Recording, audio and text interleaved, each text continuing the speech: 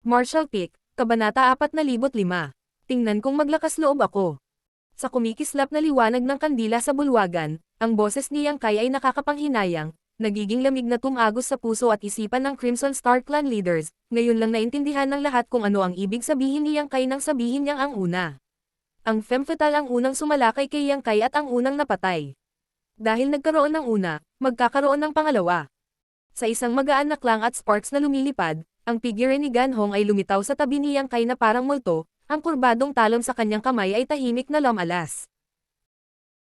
Ang Earth Elemental Power na nagpoprotekta sa katawan ni Yang Kai ay hindi nakayanan ang talas ng talon na ito, at sa malakas na tunog, ang matalim na talon ay tumama sa baywang at tiyan ni Yang Kai, na direktang nagtamo ng isang sugat na hanggang talampakan doon. Agad na gamulong ang laman at dugo at umagos ang dugo. Si Ganhong, na nagpahayag ng kanyang sarili, ay natigilan at hindi makapaniwala. Ang lahat ay dahil ang slash na ito ay walang ninanais na epekto. Ang haba ng sugat na iyon sa paa ay talagang nakakatakot, ngunit ang kanyang laslas ay dapat na hiniwasi Yang Kai sa dalawa. Ang pakiramdam ng hubog na talon na pumuputol sa laman ay napagtanto ni Ganhong na ang katawan ng binatang ito sa harap niya ay hindi makatwirang malakas. Ang matibay na katawan na ito ay talagang nakayanan ang kanyang mapanirang talam. Nabigla, kumislap ang figure ni Ganhong, nawala sa dilim, at outraged na sana. Ang kanyang concealment technique ay walang kapantay sa mundo, at kahit isang master ng isa o dalawang minor order na mas mataas kaysa sa kanya ay hindi makakakita sa kanya. Habang nagmamadaling umatras si Ganhong, tumangala siya at nagkataong nakasalubong niya ang mga mata ni Yang Kai, na naging sanhi ng pagtibok ng kanyang puso.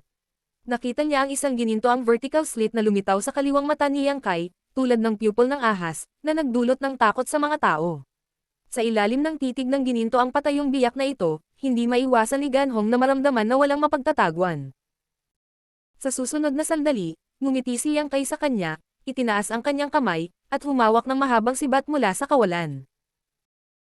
Nang hindi nakikita kung paano siya gumalaw, itinulak niya ang kanyang sibat, ang dulo ng sibat ay mabilis na lumalawak sa kanyang larangan ng paningin, na may dalang nakamamatay na layunin na naging sanhi ng panginginig ng kaluluwa ng isang tao. Namutla si Ganhong sa takot at ginamit ang kanyang talam para harangin. Sa isang putok, isang malakas na puwersa ang bumagsak, na naging sanhi ng paglipad ng manipis at mahinang figure ni Ganhong, na agad na naramdaman na parang bangka sa gitna ng mabagyong dagat, na nanganganib na tumaob anumang oras. Ang figurang nakatago sa kawalan ay napilitang ihayag ang sarili, at sumigaw si Ganhong. Iligtas mo ako. Kasabay nito, ang kanyang figure ay sumugod patungo kay Chen Tianfei. Nang makita ito, namula ang mukha ni Chen Tianfei. Isinusumpa niya si Ganhong dahil sa pagiging istorbo niya, ngunit hindi niya kayang iwan na lang siya sa kaguluhan. Binalot niya ang katawan at naging bola-bola na gamulong. Ang rolling meatball ay naglalaman ng isang nakakatakot na kabagsikan, at ang marahas na kapangyarihan ay hindi napigilan. Gumalaw ang katawan ng Yang Kai at Scarlet Flood Dragon ni Yang Kai, na hamarang kay Yang Kai. Ang Scarlet Jaw twisted ang kanyang katawan ay gumalaw, hamarang kay Scarlet Flood Dragon. Tuldok, muling tumunog ang kudyot ni Madam Chin, ngunit hinarang ni Yuhi, at nag-away ang dalawang babae sa hangin. Kasabay nito, ang bibig ng Earth Dragon ay kumikislap, nag-spray ng uhog patungo sa Beiyushan. Si Beiyushan ay may lakas na humila sa isang bundok, ngunit sa pagharap sa madulash na loach na ito na parang kakaibang halimaw, hindi niya nagawang makalusot sa depensa ng Earth Dragon. Sa loob ng bulwagan, naghari ang kaguluhan dahil maraming puwersa ang nakakalat kung saan-saan. Chen Tianfei, Little Brother Yang, huminto ka. Makinig ka sa akin. Kung may sasabihin ka, sabihin mo mamaya. Ngumisi si Yang Kai habang nakatitig sa gumugulong na meatball, hindi bumabagal kahit kaunti habang itinutulak niya ang kanyang sibat pasulong.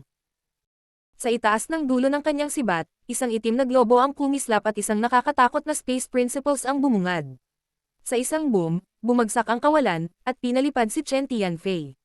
Patuloy siyang umatras sa kawalan, at sa bawat hakbang niya, ang tunog ng marahas na pagsabog ng chi ay maririnig mula sa kanyang likuran.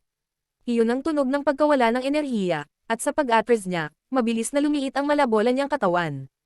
Ang kanyang damit ay naging maluwag na walang katulad, at ang kanyang buong katawan ay basang-basa sa pawis, na para bang siya ay hinugot sa tubig. Pagkatapos niyang makabangon, bumalik siya sa kalagayan ng isang ordinaryong tao, at ang kanyang mukha ay sobrang putla. Nang makita ito, hindi napigilan ng gilid ng kanyang mga mata ang pagkibot. Napilitan si Ganhong sa paanan ng pader, hindi na maka-atres, bakas sa mukha niya ang gulat. Nag-uumapo ng liwanag ang mga mata ni Yang Kai habang tinutusok niya ang kanyang sibat. Hindi mailarawan ng mga salita ang kakisigan ng sibat na ito, at tila dulo na lamang ng sibat na ito ang natitira sa mundo. Napasigaw si Ganhong sa takot. May kapangyarihan siyang hatiin ang kalangitan, ngunit hindi niya ito maipakita sa Great Cosmological Realm, kaya nakaramdam siya ng labis na pagtatampo. Inipon niya ang kanyang lakas, ibinuhos ito sa kurbadang saber sa kanyang kamay, at nilaslas. Ang saber light ay parang Milky Way na bumubulwak patungo kay Yang Kai. Saan man dumaan ang Black Dragon Spear, ang Sable Light ay nabasag, at sa mahinang tunog, ang oras ay tila nagyelo. Ang mga sulok ng mga mata ni Chen Tianfei ay lalong kumaibot habang nakatitig siya sa tanawin sa paanan ng dingding. Ang pait sa kanyang puso ay parang kumakain ng Chinese gold thread. Tumigil din ang magkapatid na Uyang. Huminto si Madam Qin sa paglalaro ng sitar, at nilinggan ni Bei Yushan ang kanyang ulo upang tumingin. Sa ilalim ng tingin ng lahat, ang mahabang sibat ni Yang Kai ay nakataas, at isang manipis na figure ang nakasabit sa dulo ng sibat. Sino pa kaya kung hindi si Ganhong? Ang Black Dragon Spear ay tumusok sa dibdib at tiyan ni Ganhong at lumabas mula sa kanyang likod. Hinawakan ni Yang Kai ang sibat gamit ang isang braso at itinaas ito ng mataas. Ang kanyang kabayanihang figure ay parang Diyos na bumababa sa mortal na mundo, na naging sanhi ng panginginig ng mga mata ng natitirang mga pinuno ng Crimson Star Clan sa hindi makapaniwala. Ubo. Bahagyang umubo si Ganhong, na puno ng dugo ang kanyang bibig habang nahihirapang magsalita. Kung papatayin mo ako, hindi ka pakakawalan ni First Master. Itinagilid ni Yang Kai ang kanyang ulo at tumingin sa kanya, ngumisi. Ito na ba ang iyong mga huling salita? Nanlaki ang mga mata ni Ganhong habang umuungal. Maglakas loob ka ba? Nanginginig ang braso ni Yang Kai, at isang marahas na puwersa ang bumuhos sa katawan ni Ganhong sa pamamagitan ng Black Dragon Spear. Malungkot na napasigaw si Ganhong, ngunit tumagal lamang siya ng wala pang 3 paghinga bago sumabog ang kanyang buong katawan, na naging ulan ng dugo na bumagsak mula sa langit. Ang boses ni Yang Kai ay lumabas na parang multo. Tingnan mo ako kung maglakas loob ba ako o hindi. Sa pag-iling ng mahabang sibat, lumingon si Yang Kai sa mga natitirang tao at ngumiti. Pangalawa, nanginig ang mga daliri ni Madam Qin, at hindi niya sinasadyang nabunot ang mga string ng kanyang sitar. Lumubog ang mga mukha ng magkapatid na Uyang, kumunot ang mga kilay ni Bei Yushan, at tumutulo ang pawis sa ulo ni Chen Tianfei. Nakangiting tumingin sa kanya si Yang Kai. Master Chen, mas gwapo ka na ngayon. Medyo gwapo rin si Chen Tianfei sa normal na mga pangyayari, ngunit dahil nilinang niya ang isang espesyal na secret art, wala siyang pagpipilian kundi ang magpanatili ng napakataba na figure sa buong taon. Ngayong nawala na ang karamihan sa kanyang taba, medyo nabawi na niya ang kanyang kakisigan. Sa pagharap sa pangungutya ni Yang Kai, hindi alam ni Chen Tianfei kung tatawa o iiyak, ang kanyang ekspresyon ay lubhang magkasalungat. Lumingon-lingon si Yang Kai sa paligid at ipinatong ang kanyang sibat sa kanyang balikat. Sinabi ni Master Chen ngayon lang na ang 7 masters ni Qixing ay walang maraming upuan para mauupuan ko, ngunit ngayong mayroon na, gusto kong umupo sa isa sa kanila. May tumututol ba? Walang sumagot, walang nangahas na magsalita ng basta-basta, ang kanilang mga puso ay naninigas, natatakot na si Yang Kai ay biglang umatake muli. Pagkatapos ng labanang ito, natuklasan ng mga masters ni Qixing na ang taong ito ay isang ganap na baliw, na nangangahas na hamanin ang lakas ng Heaven Opening Realm gamit lamang ang lakas ng isang Emperor Realm Cultivator at tinalo ang isang grupo ng Heaven Opening Realm Cultivator sa Falling Flowers. Kung kumalat ang balita tungkol dito, wala sa kanila ang makakalabas at makakakita ng sinuman sa hinaharap. Wala talaga silang mukha para gawin yun. Ito ang iyong teritoryo, kaya susundin namin ang iyong mga patakaran. Sinabi noon ni Master Chen na kung gusto kong maging master ng Qixing, kailangan ko ng kasunduan ng hindi bababa sa 4 na tao. Lahat, mangyaring sabihin ang iyong posisyon, sumasang-ayon ka ba o hindi? Nang marinig ito, nagmura si Chen Tianfei at ang iba pa sa kanilang puso. Alam mo pa bang teritoryo natin ito? Kahit na mayroon silang mga reklamo sa kanilang mga puso, sa sandaling ito, wala silang pagpipilian kung hindi seryosohin ang mga ito. Ang Poison Matriarch at Ganhong ay patay na, at bagamat sila ay nagkaroon ng ilang pagkakaibigan sa kanila, hindi ito sa lawak na sila ay maghihiganti para sa kanila. Ang pagkakasala sa gayong mamamatay tao na Diyos para sa 2 patay na tao ay natural na hindi katumbas ng halaga. Bukod dito, ang lakas na ipinakita ni Yang Kai sa labanang ito ay nakakatakot, kaya kung talagang tatanggapin nila siya bilang master ni Qixing, ito ay magiging malaking pakinabang para sa Qixing. Pagkatapos ng maikling sandali ng katahimikan, si Chen Tianfei ang unang nagtaas ng kamay at nagsabi.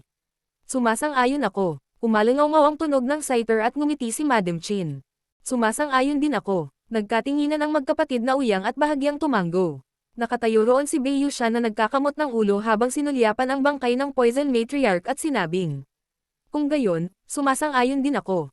Chen Tianfei ang kanyang mga kamao at sinabing. Little Brother Yang, maligayang pagdating sa Chixing. Mula ngayon, magiging isang pamilya na tayo. Maraming bagay ang kailangan naming umasa sa iyo sa hinaharap, kaya't mangyaring huwag tumanggi pagdating ng panahon. Bahagyang ngumiti si Yang Kai. Siyempre, sinabi ni Yuhi sa gilid. Gusto ko ring maging master ng Chixing. Nang makitang nakatingin ang lahat, sinabi ni Yuhi ng walang katotohanan. Ang iyong Chixing ay nawawala ng 2 master sa pagkakataong ito, hindi ko ba mabilang ang mga numero? Chen Tianfei at ngumiti. Siyempre, welcome ka. Sinadya nilang i-recruit si Yuhi noon, ngunit hindi pumayag si Yuhi. Ngayong siya na ang nagkusa na banggitin ito, paano tatanggi si Chixing? Bukod dito, gaya ng sinabi niya, kulang ang Chixing ng 2 master sa pagkakataong ito, kaya kailangan nilang buuin ang mga numero. Higit pa rito, si Yuhi mismo ay isang 5th grade Heaven Opening Realm Cultivator, mas malakas kaysa kay Chen Tianfei at sa iba pa, higit pa sa sapat para maging master. Pagkatapos ng labanang ito, ang 2 posisyon ng Crimson Star ay nagpalit ng kamay. Sina Yang Kai at Yuhi ay parehong naging 6th at 7th Masters ng Crimson Star ayon sa pagkakabanggit.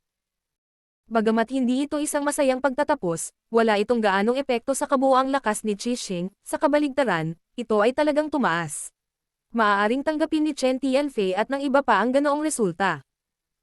Dahil binansagan na sila bilang Chixing, natural na hindi na kailangang maging napakagalit. Inalis ni Yang Kai ang kanyang Scarlet Flood Dragon at Earth Dragon bago casual na nakipag-chat kay Chen Tianfei at sa iba pa saglit. Pagkaraan ng ilang sandali, sinabi ni Yang Kai, nasaan ang ating Great Master? Kakapasok ko pa lang sa Chixing, hindi ba dapat ko siyang bisitahin, si Chen Tianfei? Si Great Master ay nasa seclusion buong taon, kaya hindi natin siya masyadong nakikita. Kung may pagkakataon mamaya, ipapakilala ko siya kay Brother Yang. Bahagyang tumango si Yang Kai at hindi niya maiwasang ma-curious tungkol sa Great Master ng Chixing. Hindi pa niya ito nakita sa laban ngayon, kaya medyo mailap talaga siya. Iniisip ni Yang Kai kung sinusubukan niyang makapasok sa 6th grade Heaven Opening Realm tulad ng sinabi ni Yuhi. Martial Pick, Kabanata 4006. Humingi ng tawad. Sa labas ng main hall, bal-isang naghihintay ang 3 mula sa Great Moon Province. Ilang Crimson Star Cultivator ay sumulyap sa kanila paminsan-minsan, puno ng malisyosong layunin. Dahil sa sitwasyong ito, hindi mapalagay si Meng Hong at ang iba pa, ngunit wala silang magagawa. Sarado ang pinto ng main hall, kaya hindi nila alam kung ano ang nangyayari sa loob, ngunit mahinang naramdaman ni Meng Hong na papunta sina Yang Kai at Yuhi sa isang mapanganib na lugar. Habang si Meng Hong at ang iba pa ay nababalisa, biglang bumukas ang pinto ng main hall. Lumiwanag ang ekspresyon ni Meng Hong at mabilis siyang tumangala. Ang nakita niya ay si Yang Kai ang nangunguna, sinundan ni Yuhi, at isang medyo may edad na lalaki na medyo pamilyar. Kakaiba ang pananamit ng lalaking nasa katanghaliang gulang, nakasuot ng maluwag na balabal. Medyo namutla ang mukha niya pero may ngiti sa labi. Nang malapit na sila, narinig nilang sinabi ng nasa katanghaliang gulang na lalaki.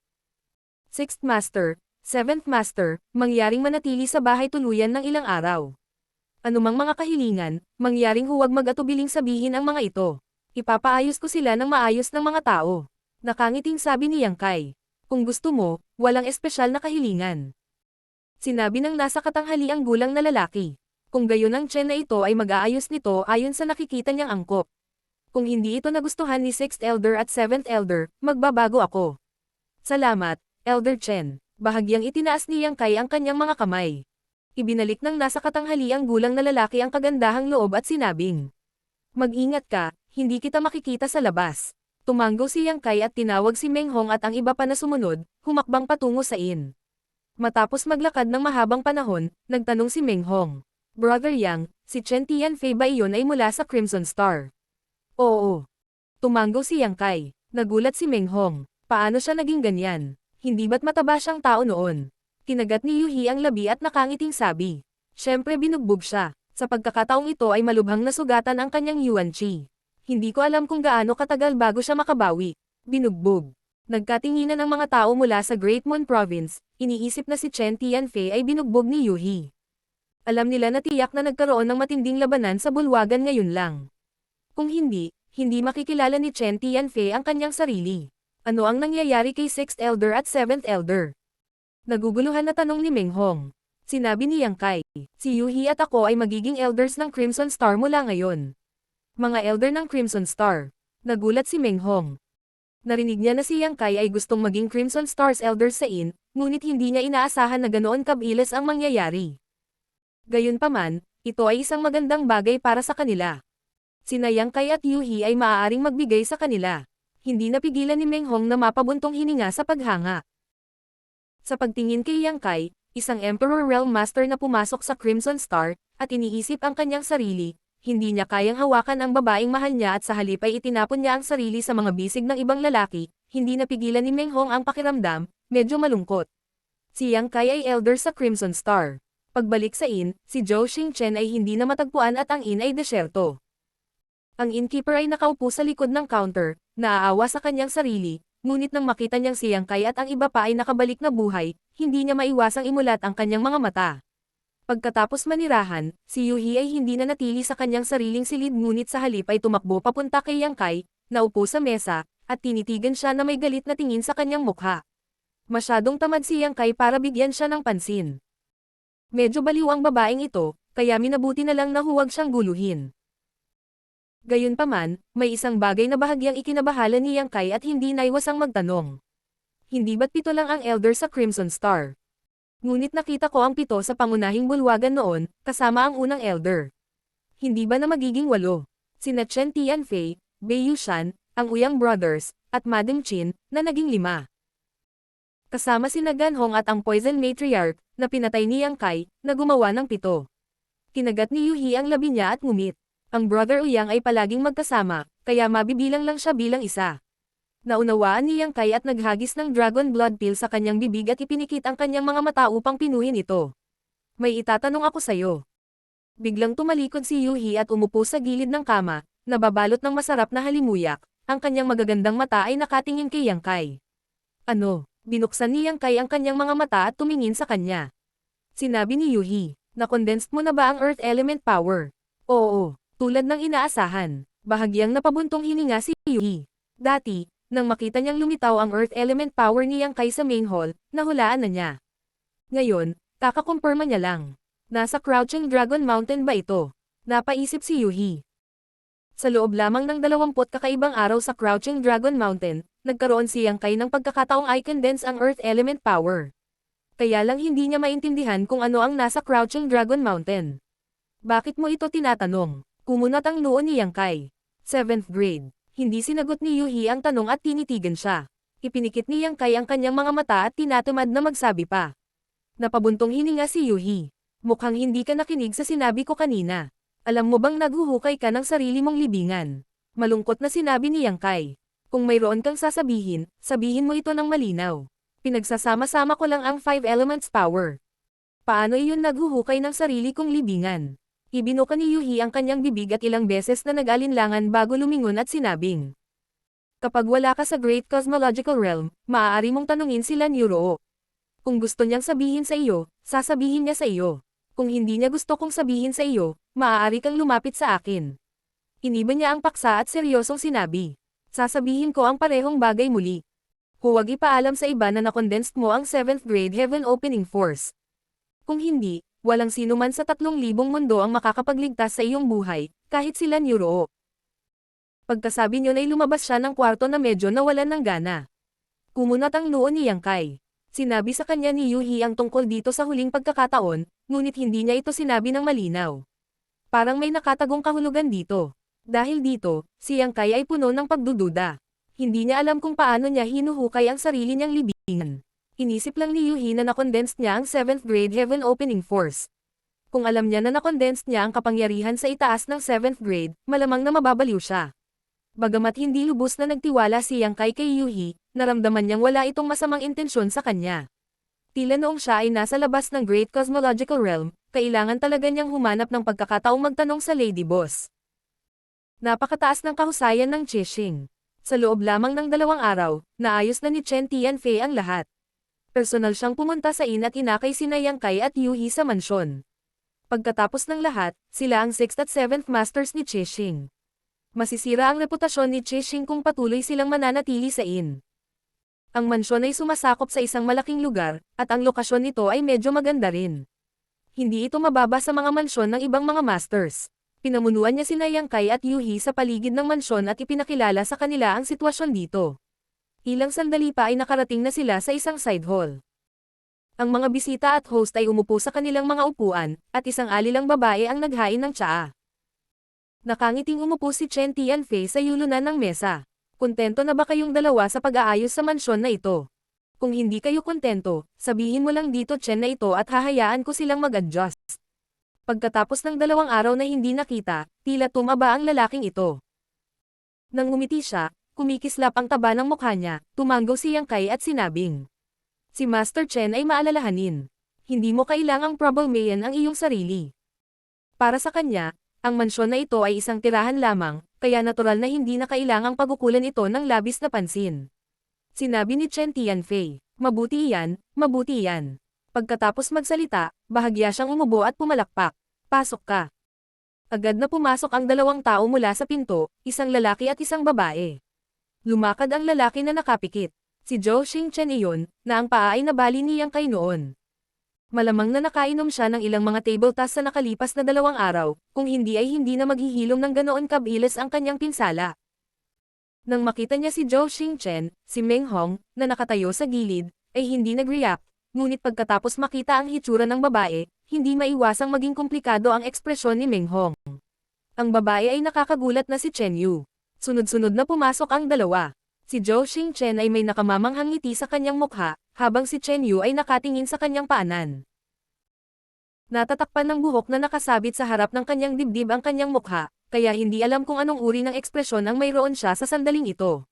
Pagbati sa 6th Master at 7th Master, medyo nabugbog pa rin ang mukha ni Zhou Xingchen, at natanggal ang ilan sa kanyang mga ngipin. Nang magsalita siya ay medyo matamlay ang pagsasalita niya. Sa sandaling ito, wala na sa kanya ang high-spirited at mayabang na ugali niya 2 araw na ang nakakaraan. Ang kanyang mukha ay may kasamang ngiti na mas pangit kaysa sa pag-iyak, at ang kanyang mukha ay puno ng pagsuyo. Yumuko rin si Chen Yu, ang boses na kasing lambot ng lamok. Pagbati sa 2 master. Nilinggan ni Yang Kai ang kanyang ulo upang tingnan si Chen Tianfei na may mahinang ngiti. Brother Chen, ano ang kahulugan nito? Chen Tianfei, 6th Master, ang batang ito ay may mga mata ngunit na bigong makakita noon at nasaktan ka. Bagamat naturuan na siya ng leksyon, nasaktan pa rin niya ang kanyang mga nakatataas. Ang masaktan ang kanyang mga nakatataas ay mapaparusahan ng husto. Ngayon, hiniling ko ang batang ito na pumunta rito at humingi ng tawad. Kung siya man ay papatayin o pahihirapan, ang 6th Master ay maaaring magpasya. Hindi ka pipigilan ng haring ito. Ang kanyang mga salita ay makapangyarihan at matunog, at siya ay tila patas at walang kinikilingan. Nanginginig si Zhou Xingchen nang marinig niya ito at nagmamadaling lumingon sa kanya, naaawa niyang sinabi. Bayaw, may mukha ka pa para tawagin akong bayaw. Malamig na ngumuso si Chen Tianfei. Malapit nang mawala ang mukha ng haring ito dahil sa iyo. Matagal ko nang sinabi sa iyo na huwag mong gamitin ang katayuan mo bilang munting commander para manggulo. Sinabi ko na sa iyo noon pa man na laging may mas hihigit sa iyo, ngunit hindi ka naniwala sa akin at naisip mo na ang langit ang pinakadakila. Ikaw ang 2nd Master. Noong nakaraang araw, maswerte ka lang na nakilala mo si 6th Master. Kung sino pa yan, maraming beses ka nang namatay. Paglingon niya kay Yang Kai, sinabi niya. 6th Master, dinala ko siya sa iyo. Kung gusto mo siyang patayin, gawin mo lang. Ako, si Chen Tianfei, hindi ka pipigilan.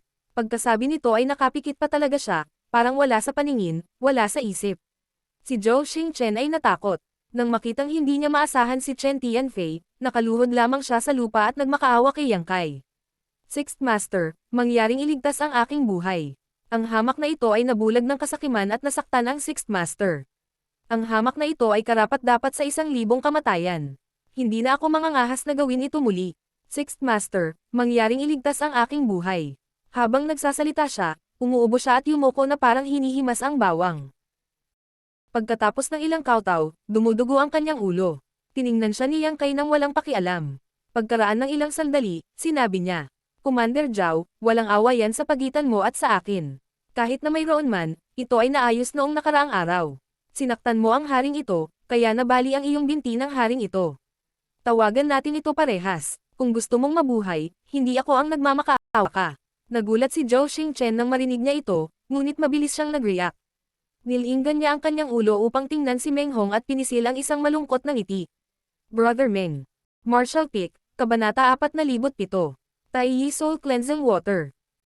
Si Zhou Xingchen ang gumising sa walang isip na si Meng Hong.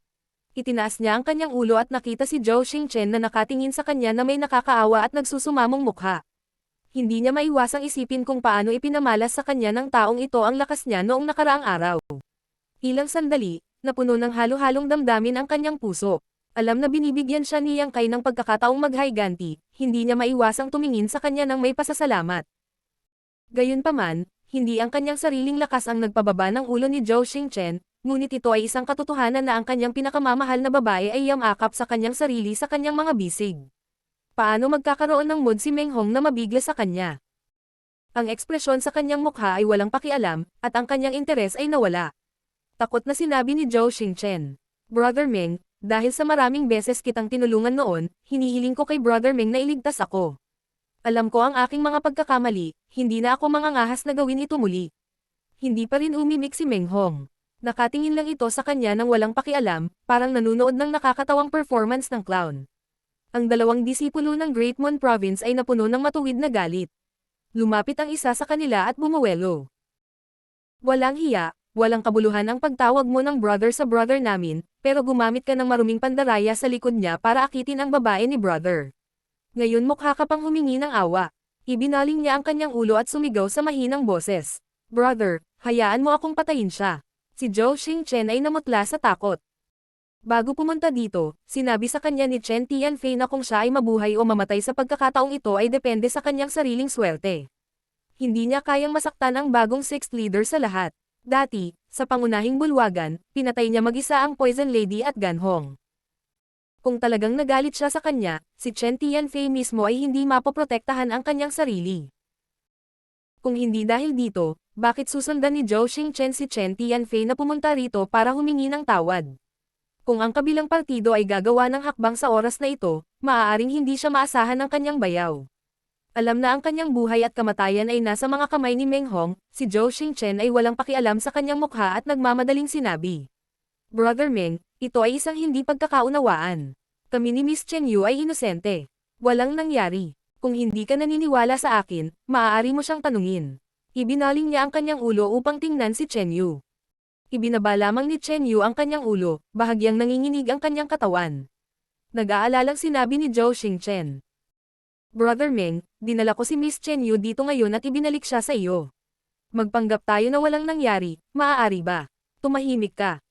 Si Meng Hong na hindi pa naninindigan mula pa noong una ay biglang sumigaw ng paputok, at tinitigan niya si Zhou Xingchen na tila nag-aapoy habang nagngangalit ang kanyang mga ngipin at sinabing. Zhou Xingchen, ano ang kukunin mo kay Miss Chen? Siya ay isang tao at hindi isang mahusay na maaaring basta-basta ibigay. Ang iyong mga aksyon ay karapat-dapat sa kanyang sinseridad. Ibinuka ni Zhou Xingchen ang kanyang bibig at hindi alam kung ano ang sasabihin. Naisip niya sa kanyang sarili na sinusubukan lamang ni Chen Yu ang pabor sa mayaman at makapangyarihan. Paano siya magiging sincere? Malinaw na labis na nag-aalala si Meng Hong kay Chen Yu. Kung talagang sinabi niya ang mga salitang iyon, malamang dito na siya mamatay agad. Nang matapos uminom si Meng Hong ay bigla niyang ikinaway ang kanyang kamay at sinabing. Umalis ka na, ayaw na kitang makita. Sa huli, hindi niya ito pinatay. Una, iniyuko ni Zhou Xingchen ang kanyang ulo at humingi ng awa hindi dahil sa kanyang sariling kakayahan, ngunit dahil sa prestihiyo ni Yang Kai. Pangalawa, si Yang Kai ay naging sixth head ng Crimson Star. Kung talagang pinatay niya si Zhou Xingchen, tiyak na magdadala ito ng problema sa kanya.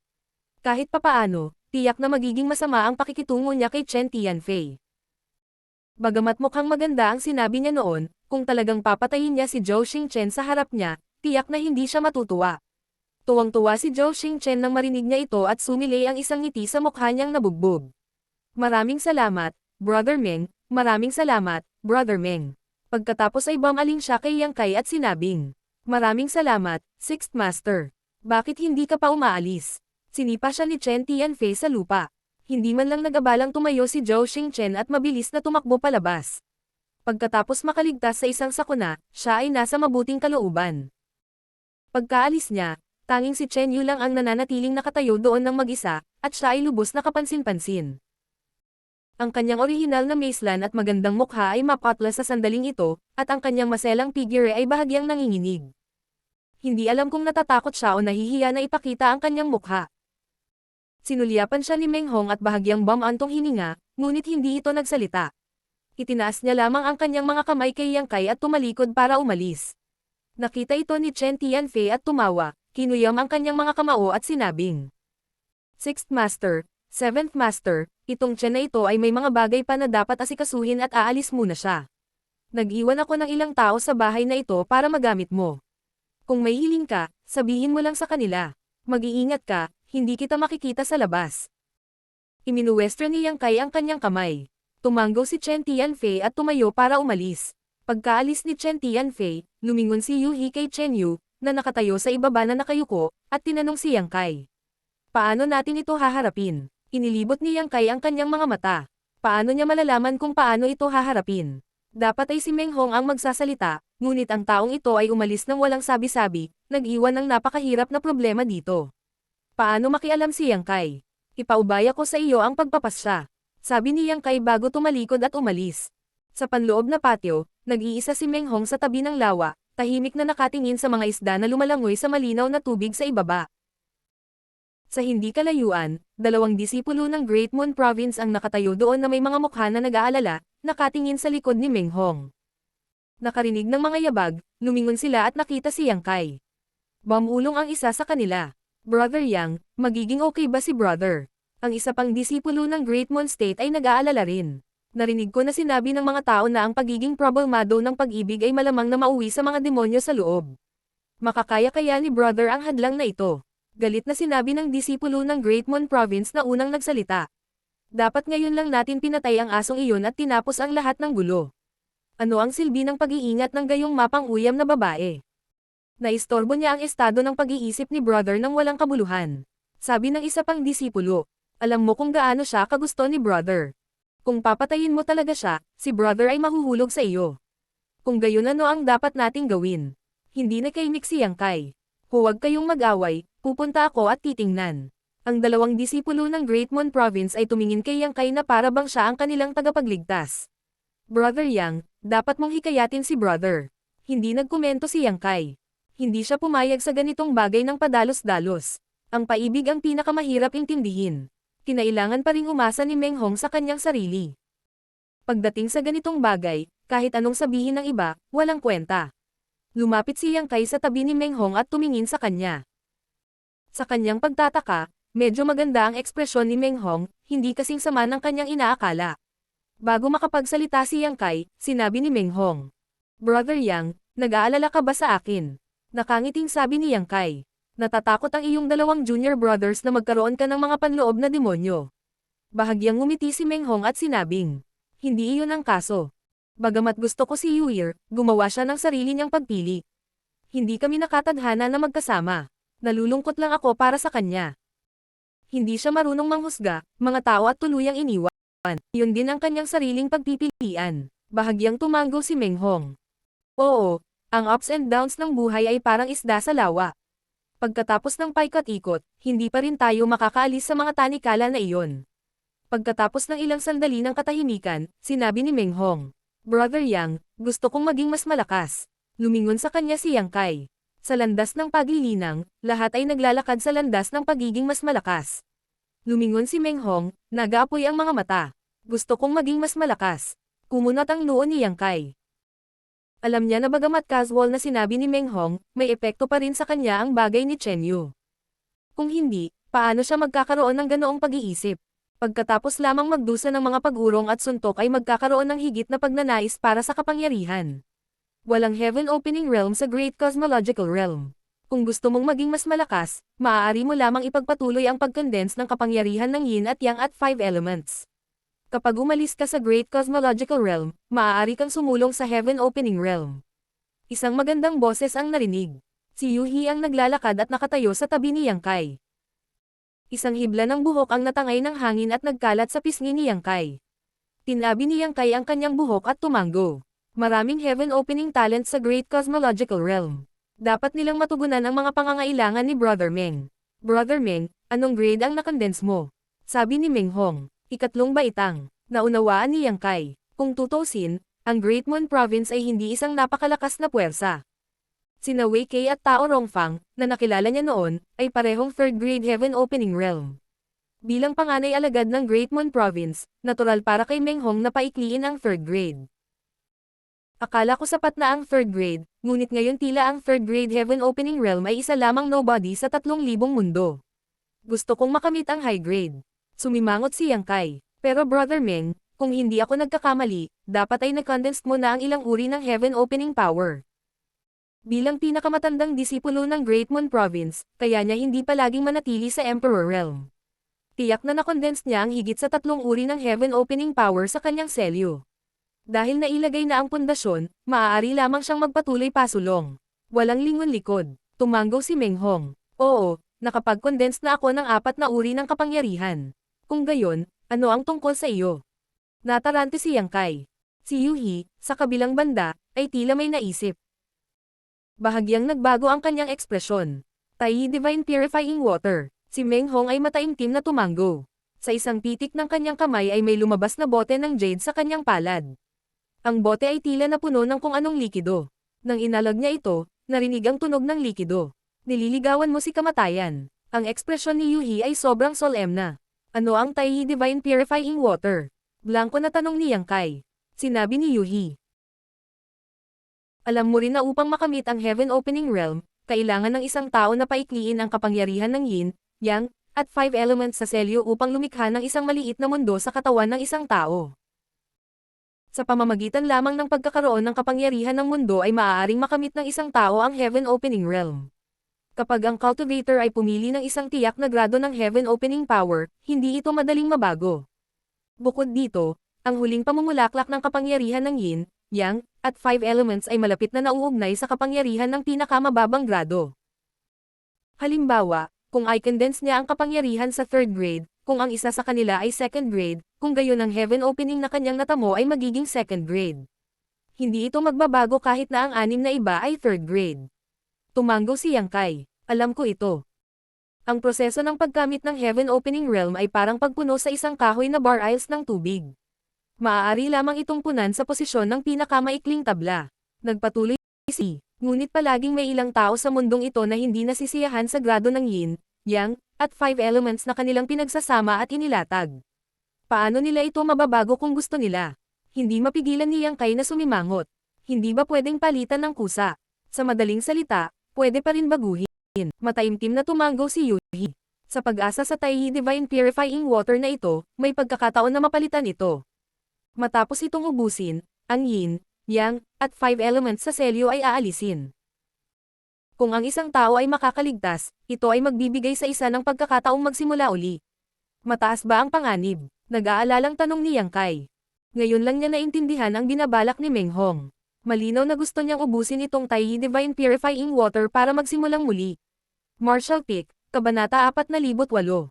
Mas kapos palad kaysa maswerte. Napangisi si Yuhi nang marinig niya ito. Ang panganib ay nakasalalay sa kung gaano kalakas ang kapangyarihan ng taong kumonsumo nito. Kung mas kaunti ang kapangyarihan na nakondense ng isang tao, mas mababa ang panganib. Ang pagkondensasyon ng isang uri ay nagbibigay lamang ng 50% na pagkakataon. Hindi naiwasang baguhin ni Yang Kai ang kanyang ekspresyon. Paano ang 4 na uri? Sinabi pa lang ni Meng Hong na nakondense na niya ang 4 na uri ng Heaven Opening Power, kaya mas mababa pa ang tsansa ng tagumpay. Mga 10%, sabi ni Yuhi. 10%. Si Yang Kai ay natakot. Ito ay isang sitwasyon lamang kung saan mayroon lamang isang maliit na pagkakataon na mabuhay. Tumingin si Yuhi kay Meng Hong na may kasamang pang-iinis. Kahit na ganun, gusto mo pa rin bang gawin ito? Kinuyam ni Meng Hong ang bote ng jade sa kanyang kamay at mahinahong tumanggo. Nakapagpasya na ako. Pagkatapos ng isang paghinto, sinabi niya. Brother Yang, hindi mo na ako kailangang kumbansihin. Matagal ko nang naisip ang ideyang ito, ngunit hindi ako nagkaroon ng lakas ng loob na gawin ito. Sa labas, sa kapangyarihan ng Great Moon Province, walang paraan upang makahanap ng sapat na likas na kayamanan para sa akin, ngunit ito ay naiiba dito. Ito ang Great Cosmological Realm, isang napakalaking likas na kayamanan. Brother Yang, maaaring hindi mo ito alam, ngunit sa loob ng ilang buwan na iyong pag-iisa, madalas kong marinig na may nakahanap ng mga kayamanan sa 4th grade, 5th grade, o maging sa 6th grade. Ito na ang pagkakataon ko, at kung hindi ko susubukan, baka pagsisihan ko ito habang buhay. Natahimik si Yang Kai. Kung pabago-bago lang si Meng Hong dahil kay Chen Yu, baka napaniwala niya siya. Pagkatapos ng lahat, hindi matalinong kumuha ng ganoong malaking panganib para sa isang sandali ng galit, ngunit sinabi rin ni Meng Hong na mayroon siyang ideyang ito matagal na ang nakalipas, ngunit wala siyang lakas ng loob na isagawa ito. Ang nangyari sa pagkakataong ito ay maaaring nagbigay talaga sa kanya ng lakas ng loob na magdesisyon. Pagkatapos magnilay-nilay, sinabi ni Yang Kai, dahil sinabi mo iyon, kaya ko lang hilingin sa iyo ang tagumpay. Nilinggan niya si Yuhi at nagtanong, ano ang kahihinatnan kung mabibigo ka? Mataimtim na sinabi ni Yuhi. Ang tungkulin ng Taiyi Divine Purifying Water ay alisin ang kapangyarihan ng yin-yang at 5 elements mula sa Dowsil. Kung mabaigo ka, tiyak na madudurog ang Dowsil. Ano sa palagay mo ang kahihinatnan? Kung ang selyo ng Dao ay nabasag, paano magkakaroon ng magandang wakas? Maaaring ang kanyang kaluluwa ay masisira at ang kanyang katawan ay mapahamak, o ang kanyang paglilinang ay mapilayan at siya ay magiging isang lumpo. Ngayon medyo na-curious ako. Saan mo nakuha itong Taiyi Divine Purification Water? Bagamat hindi ito bihira, hindi ito isang bagay na maaaring makuha ng isang tao mula sa Emperor Realm.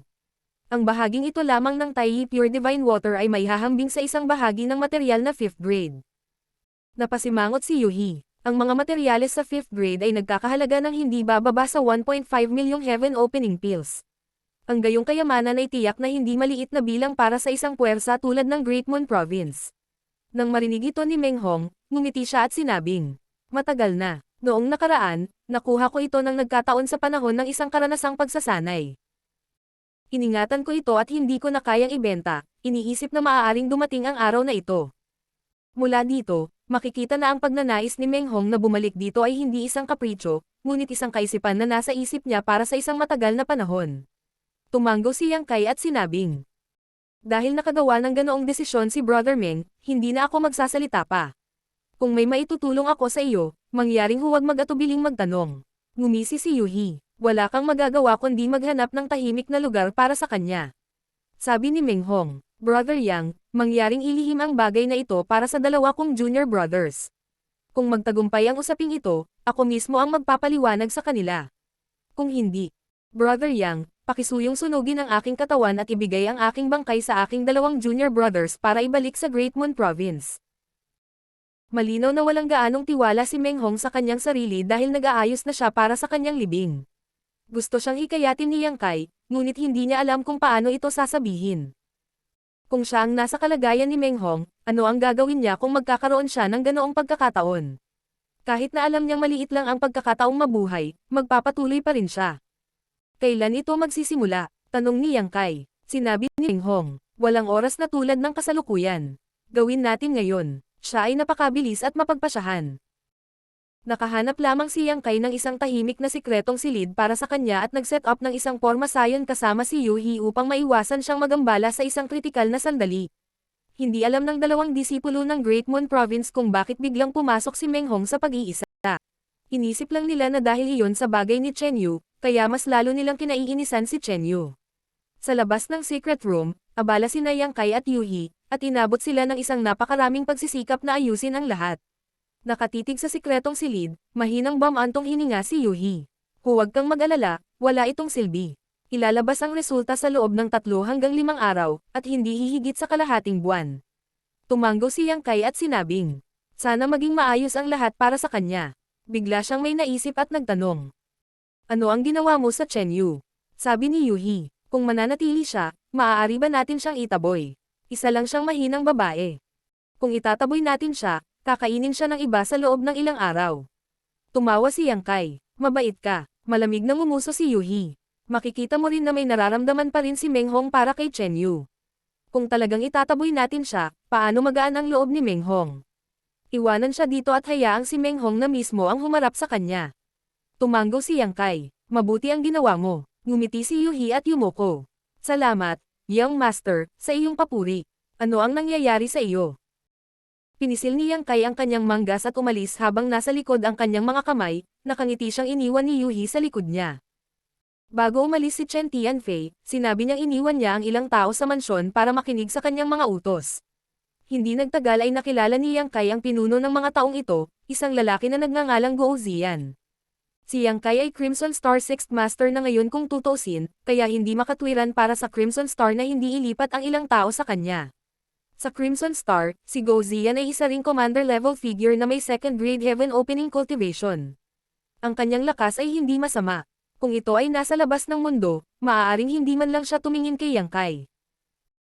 Ang Emperor Realm ay wala sa kanya, ngunit dito sa Great Cosmological Realm, pinatay ni Yang Kai ang Poison Lady at Ganhong. Kahit na mas mataas ang cultivation ni Guo Ziyan kaysa kay Yang Kai, wala siyang ibang pagpipilian kundi ang yumuko sa kanya. Pagkatapos ng serye ng mga tanong at sagot, medyo naunawaan ni Yang Kai ang personalidad nitong si Guo Ziyan. Siya ay medyo tahimik at orihinal na nagtrabaho sa ilalim ng Poison Matriarch, ngunit ngayon na siya ay patay na, ang kapangyarihan sa ilalim ng kanyang kontrol ay natural na nahahati sa iba pang mga pinuno. Ang pag-iwan kay Guo Ziyan upang magbahagi kay Yang Kai ay maituturing na isang magandang paraan para sagutin ang kanyang mga aksyon. Ang mga nasasakupan ni Guo Ziyan ay hindi marami, ngunit hindi rin sila kakaunti, kahit 100 o higit pa. Ito ang lahat ng mga nasasakupan ni Yang Kai. Gaano man sila katapat, at least, may mga tao pa rin siyang magagamit. Nang walang sinasabi, sinundan ni Yang Kai si Guo Ziyan upang makilala ang daan-daang tao sa ilalim niya.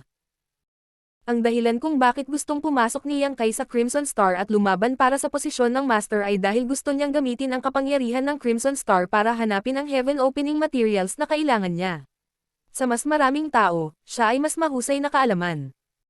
Mahirap para sa kanya na malaman kung saan sa Great Cosmological Realm natagpuan ang mataas na kalidad na heaven and earth treasures. Gayunpaman, iba ang Crimson Star. Sa Star City bilang kanilang pundasyon, ang kanilang impluwensya ay kumalat sa lahat ng direksyon.